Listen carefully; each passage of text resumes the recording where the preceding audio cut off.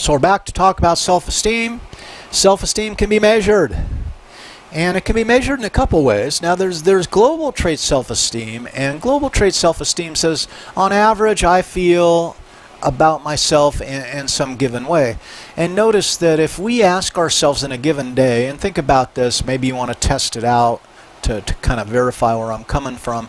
We might ask the question, how am I doing 10, 20, 30, 40, 50 times a day, depending on the nature of the day. And we don't ask it directly, it's an indirect question, but we kind of see how we're doing. Right? It could be, we're driving. Are you staying behind the lines? And there's some kind of implicit part of you that says, you know, I'm a good driver, I'm driving well. Right? Or you do something that doesn't quite work out, and then it creates a negative evaluation. But notice, global self-esteem is the average of all these valuations. And you've probably asked yourself how I'm doing, either explicitly or implicitly, literally hundreds of thousands of times over your life at this point. Your global self-esteem is an average of the answers to that question, how am I doing?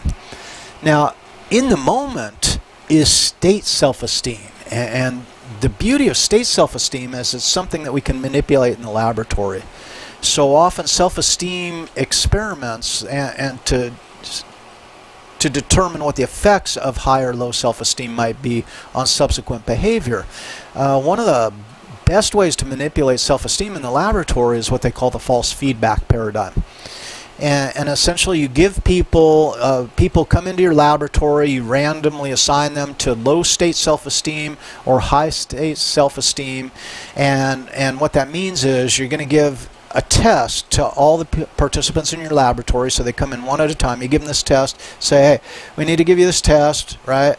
And then you say, okay, hold on, I'm going to score the test. And then if they're in the low self-esteem condition, then you give them false feedback. You say, so this test is, the score isn't very good. What grade are you in? You know, and they say, well, I'm a sophomore in college. And you say, wow, this is like the performance of maybe a freshman in high school. And you watch people deflate, right? Temporarily in the moment as state self-esteem. And you can, you know, imagine the flip side is, oh my God, you seem to have done really well on this test. What grade are you in? You know, and you say, I'm a sophomore, and you say, well, this is a typical performance of like a 4th or 5th year graduate student. Nicely done. And then people get all puffed up, right? And then we give them some task to do in the laboratory after that and see how the high and low self-esteem manipulation affects their performance. So state self-esteem is something we experience in the moment, and it's very context specific typically. And then there's this new area of self-esteem that's being explored is the non-conscious or implicit self-esteem. And this is something that guides as a hidden hand from behind the scenes, so to speak, a myriad of aspects of our lives. Maybe the choices we make, the way we relate to others, etc. It might underlie a prevention focus if we have low implicit self-esteem. Tie those together, right? We have a class here at Ohio State offered by the Social Psychology Department, right, on the self. So a whole semester about the self. Fascinating area. Let's take a look at the self-esteem scale, and you can do this as you like. It probably also exists on that website I gave you. And you're going to rate each of these. Strongly disagree as a 1, somewhat disagree as a 2, somewhat agree as a 3, and then strongly agree as a 4. So the first question, on the whole, I'm satisfied with myself, I'll give myself a 4. At times I think I'm no good at all. I never really kind of think that way, so I'll give myself a 1. I feel that I have a number of good qualities. Yeah, I do. So I'll give myself a 4, right? And then, so go through the 10 questions and you add them up. And now to score it, here's your scoring key. What you do is you add up the points that you gave yourself for questions 1, 3, 4, 7, 10, and then you have to reverse the scores on items 2, 5, 6, 8, 9. So what that means is if you scored number 2 as a 1, you change it to a 4 before you add it into your score, because it was indicative of lower numbers would be indicative of what higher self-esteem. So now add up the reverse score items, add it to the unreversed score items, the 2 sub-scores, and that's your self-esteem score. Okay. So between 20 and 30 is probably typical, but there's a lot of variability there. Okay. Now self-esteem, trait or chronic then, it's the positivity of that global self-evaluation. And the scale that I gave you there, this is the Rosenberg self-esteem scale, and all the way back in the 1960s gives you your global your trait, your chronic. Those are all synonyms in this language. Okay. So, it was 1965, if you will. It's related to the self-concept, right? And then the issue is, what is the nature of the stability? Is your self-esteem relatively stable?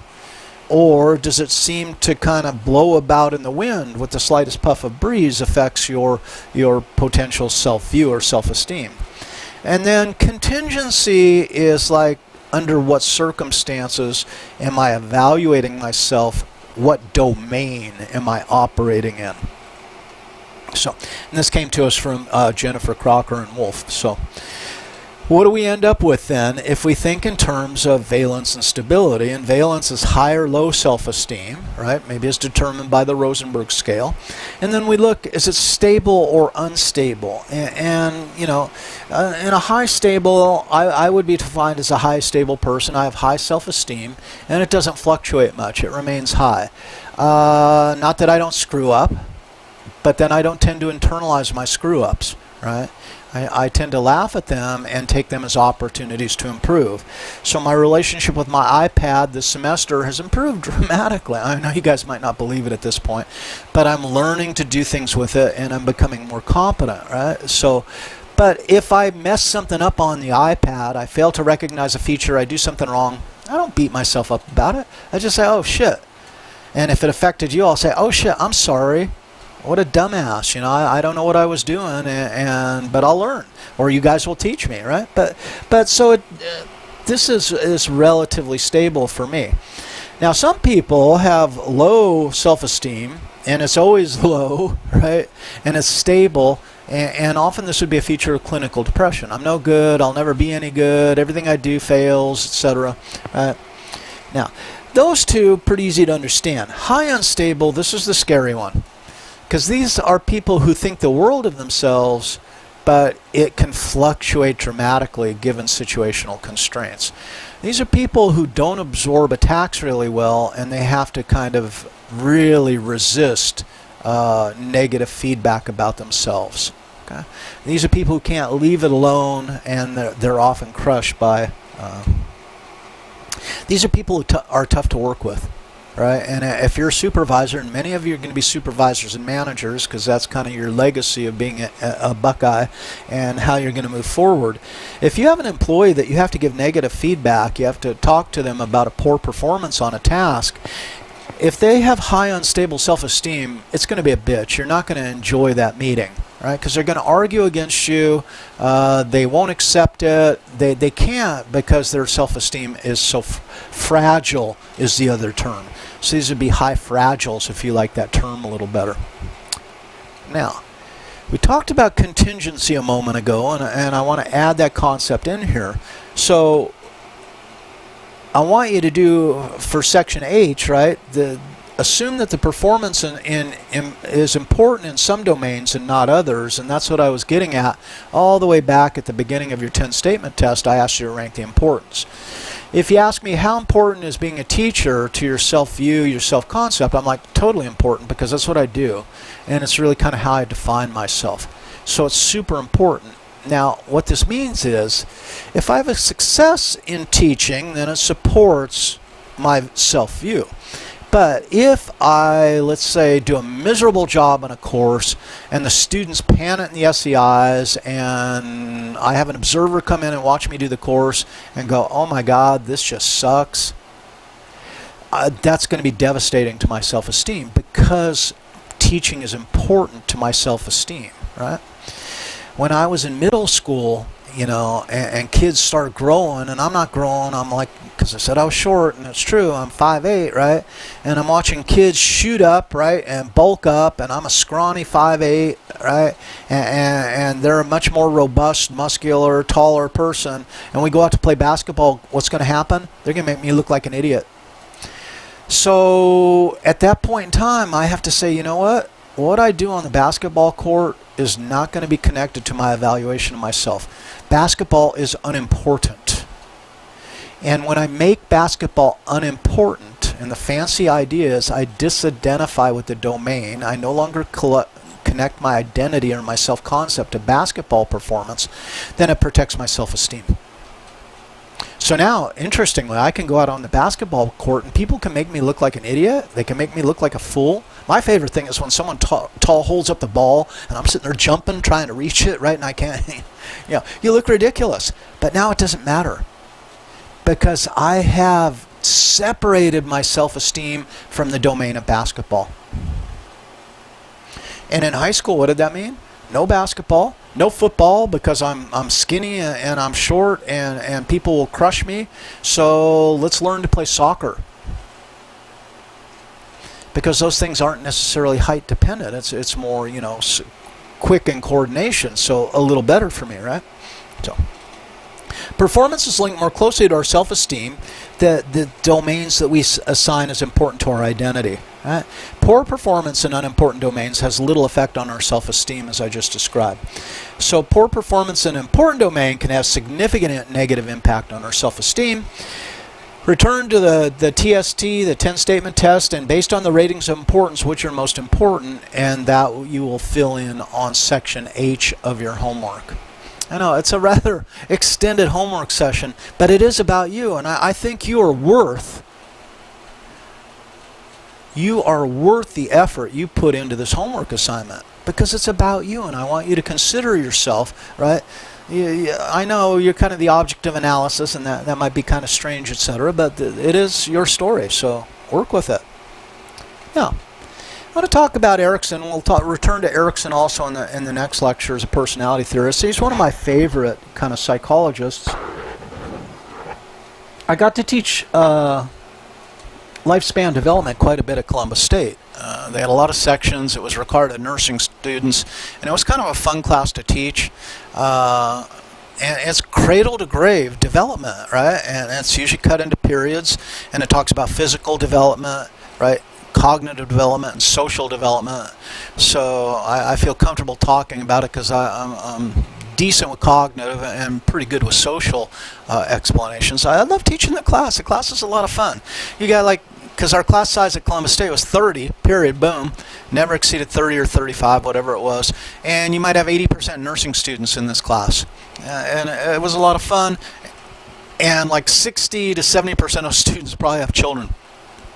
It's a different clientele at Columbus State, so to speak. Fun class to teach. And teaching Erikson I always enjoyed. Erikson is known as a neo-Freudian. So he came after Freud. And while Freud, we'll talk about this in the next lectures, is about conflict, Erikson used the term crisis. And according to Erikson, our identity is undergoing review throughout life with greater thoroughness during adolescence during the identity crisis. And this is in adolescence the time, and you've heard identity crisis, this is where it came from, was Erikson, is becoming who you're going to be. And this isn't occupational identity typically. This is identity centering around how you treat others, how your being in the world centers. Things like kindness versus assholiness, right? That these core constituent components that cross multiple domains, right? Our psychosocial moratorium is the gap between the security of childhood and adult autonomy. So it's getting ready to become an autonomous human being, to leave the nest, if you will, right? And it's a time of exploration to figure out who the hell we are. Successful resolution of this crisis allows us to avoid identity confusion, that is, grow into young adulthood not really knowing what we're about or where we're going or even where we might or should go. Now, Erikson's psychosocial stages, right, he's got them laid out. There's 8. And notice, these are crises to resolve, and I think it's a fantastic idea, that are typified by the age period. So from 0 to 1.5 years, and I'm not going to do all these, but for example, from 0 to 1.5, right, we can't do anything for ourselves. So if we're blessed into a household where people take good care of us and it's not food insecure and people give us attention, we learn to trust through this period. We say, well, the world's not such a bad place. People got my back. If I poop, they clean me up, right? If I get hungry, they feed me. They tickle me. We have a good time. They smile at me. This is all pretty good. But if you're born into a neglectful home, right, where parents can't really be bothered by, supporting you just every now and again, food insecure, etc., don't show you much attention, then you learn, man, the world's a pretty shitty place, and I don't know if I can trust others around me. Now, the idea here is, if I develop trust, it prepares me for the next crisis. But if I don't develop trust, then I'm ill-prepared to meet any of the future crises So, basically what I'm talking about here then is, for example, do you know anyone at your age, right, so let's say young adulthood is what we're talking about here, who has an issue with trust, that doesn't seem to be able to trust others? And it kind of characterizes their being in the world. Well, Erickson would explain that in their early childhood, in infancy, then their trust was violated and they never learned to trust. So future relationships are characterized at least by a certain level of mistrust. Okay? And so it goes. Now, autonomy versus self-doubt is connected to toddlerhood, especially potty training. And, accidents are going to happen in potty training. And if your parents are supportive and say, oh, what happened? You had an accident. Well, you've been doing so well. Let's get you cleaned up and let's work on it, But, if your parents are kind of abusive or nasty, you had an accident, you shit your pants, Mr. Shitty Pants. Well, why don't you wear those shitty pants the rest of the day so that you learn not to shit in your pants, Mr. Shitty Pants? And if you think I'm being harsh, think again, because there are parents who behave and operate like that. Then you enter into a world of self-doubt. And do you know anyone who's an adult, a young adult, that seems to doubt their skill or their ability to do just about anything? Erickson would explain that they didn't develop the autonomy, the can-do attitude, I can do this for myself, right?